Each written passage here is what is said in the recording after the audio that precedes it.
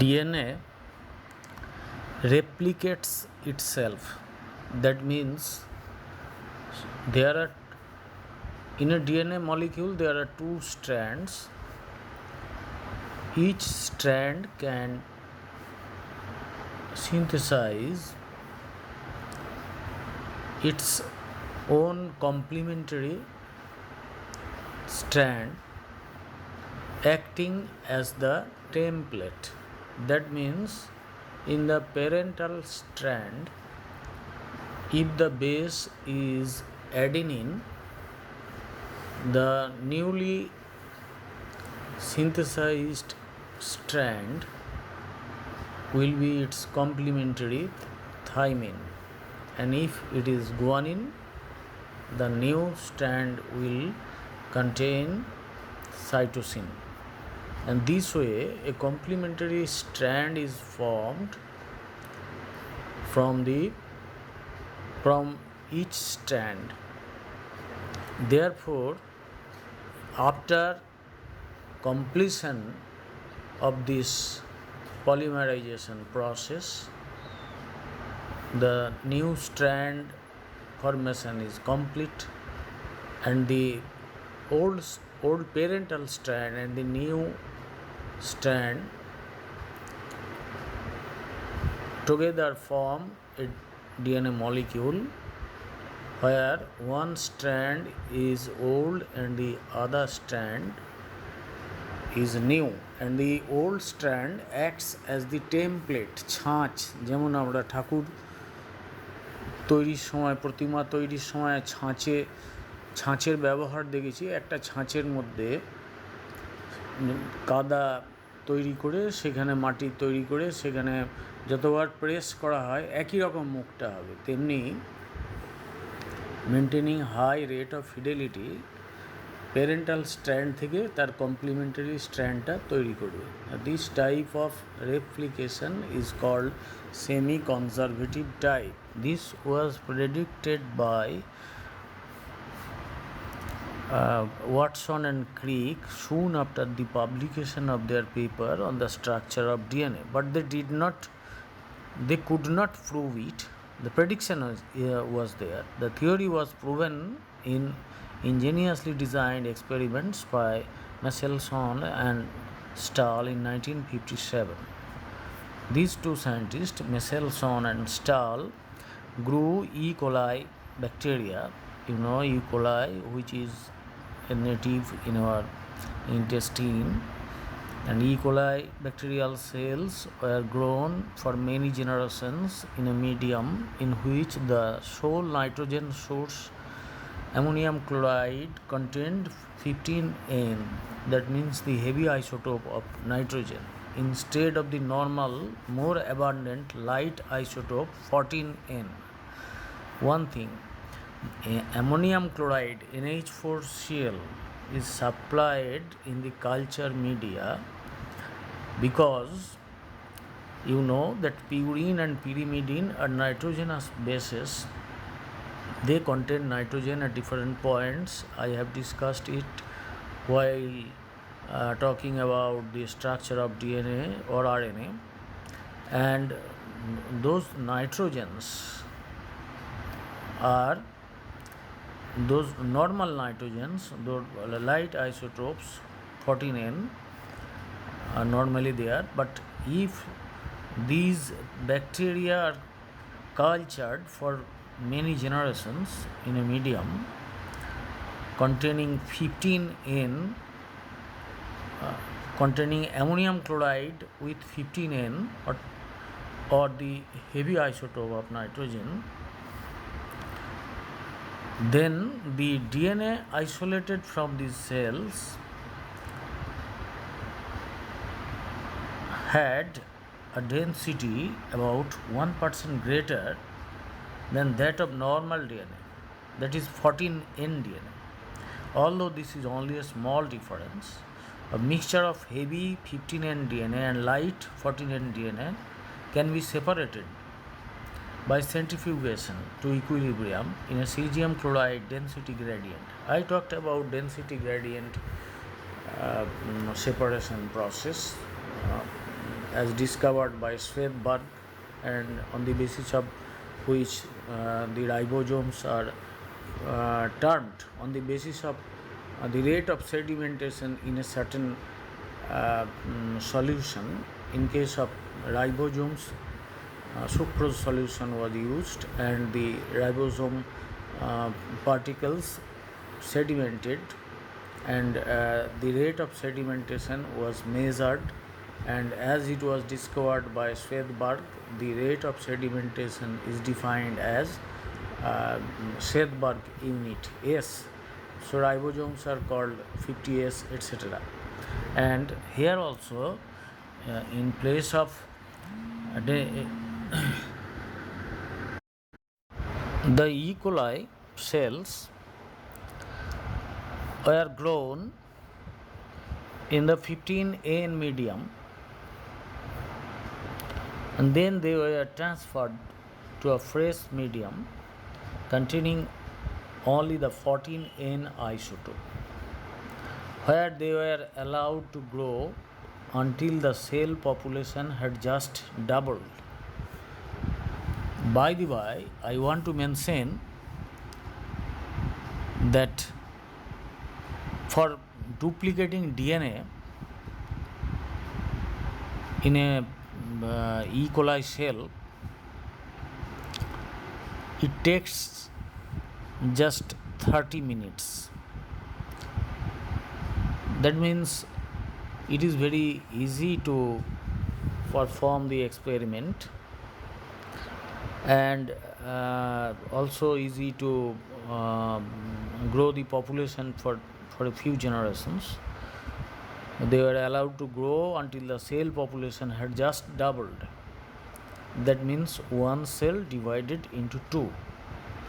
And in the culture medium, when the cells doubled in number, the DNA isolated from these first generation cells formed a single band in the cesium chloride gradient at a position indicating that the double helical DNAs of the daughter cells were hybrids containing one new 14N strand and one parallel 15N strand.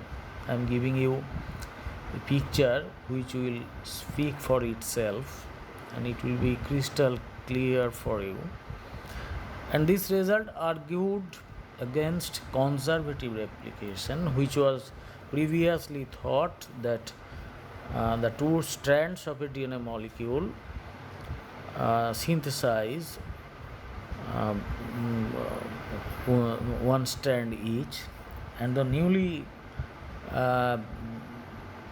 generated strands, newly synthesized strands, together constitute the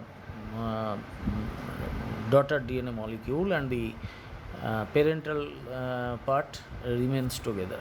That means for generations the parental part of the DNA remains unaltered, with the two strands remaining intact, while new generations come, and this type of replication is called conservative type of replication. It was proposed previously, but Michelson and Stahl in their experiment disproved it, and then it was confirmed. The theory put forward by Watson and Crick was confirmed that the DNA replication is semi-conservative in nature. It was further supported in the next step of the experiment. Cells were allowed to double in number once again in the 14N medium, and the isolated DNA product of this second cycle of replication exhibited two bands, one having a density equal to that of light DNA, and the other having the density of the hybrid DNA observed after the first cell doubling. Now, the points of replication. The replication of DNA has been studied extensively in the E. coli cells, and those information are very authentic and still not altered, and in higher animals, in eukaryotic cells, E. coli is a bacteria, and that's why it's prokaryote, and its DNA is a circular DNA. It has no open end, and in the eukaryotes, the DNA is mostly linear DNA with open ends, with two open ends. However, now certain questions arise. Are the parental DNA strands completely unwound before each strand is replicated? আমরা ডিএনএর যে দ্বিতন্ত্র ও দুটোকে খুলে যেতে হবে, খোলবার agent আছে, সেই ডিসকাশনে আসছি। এখন প্রশ্ন উঠছে যে এই পুরোটা কি খুলে যাবে, তারপরে টেমপ্লেট বা ছাঁচ হিসেবে কাজ করবে এক একটা স্ট্র্যান্ড, নাকি একটু একটু করে খুলে যাবে আর একটু একটু করে নতুন স্ট্র্যান্ডগুলো সিনথেসিস হতে থাকবে? আর the parental DNA strands completely unwound before each is replicated? Does the replication begin at random places or at a unique point?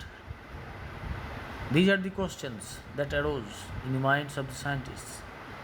After initiation at any point in the DNA, does replication proceed in one direction or it is bidirectional? An early indication that replication is a highly coordinated process in which the parallel strands are unwound, and replicated simultaneously was provided by John Kyrens using the technique of autoradiography. For studying these, scientists use isotopes, on different types of isotopes, and with those isotopes some molecules are labeled, and X-ray plates are used on which the specimen is placed, and if the X-ray plate is affected, then the point of being affected is taken for discussion, and a conclusion can be done. So Kyrens used the technique of autoradiography. He made the DNA of E. coli cells radioactive by growing them in a medium containing thymidine, thymidine labeled with tritium, the isotope of hydrogen. When the DNA was carefully isolated, sprayed and overlaid with a photographic emulsion and left for several weeks, the radioactive thymidine residues generated tracks of silver grains in the emulsion, producing an image of the DNA molecule. These tracks reveal that the intact chromosome of E. coli is a single giant circle, 1.7 mm long. Radioactive DNA isolated from cells during replication showed an extra radioactive loop. Here also you look at the pictures.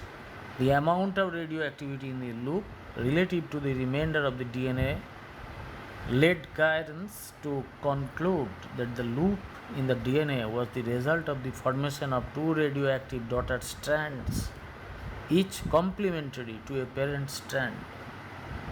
One or both ends of the loop are dynamic points termed as replication forks, where parental DNA is being unwound and the separated strands quickly replicated. This demonstrated that both DNA strands are replicated simultaneously. and a variation of this experiment indicated that replication of bacterial chromosomes is bidirectional. Both ends of the loop have active replication forks.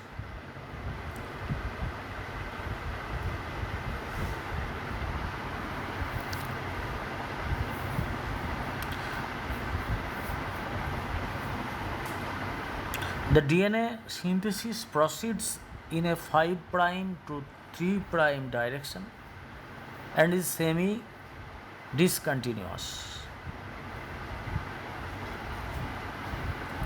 A new strand of DNA is always synthesized in the 5', 3' direction. The 5' and 3' ends of a DNA strand as defined,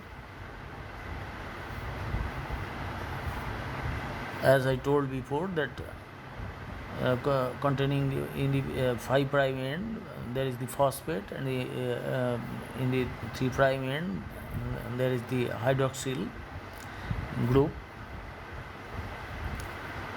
And because the two DNA strands are antiparallel, that means one strand is at the 5', 3' direction, and the other is 3', 5' direction. And so the strand acting as template is being read from its 3' end toward its 5' end. If the synthesis always proceeds in the 5', 3' direction, how can both strands be synthesized simultaneously?